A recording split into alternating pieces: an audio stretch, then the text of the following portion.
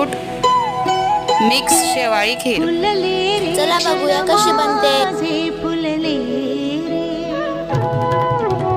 फुलले रे क्षण माझे फुलले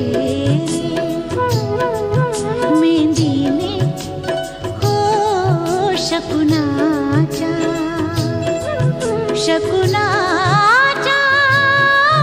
मेहंदीने सजले रे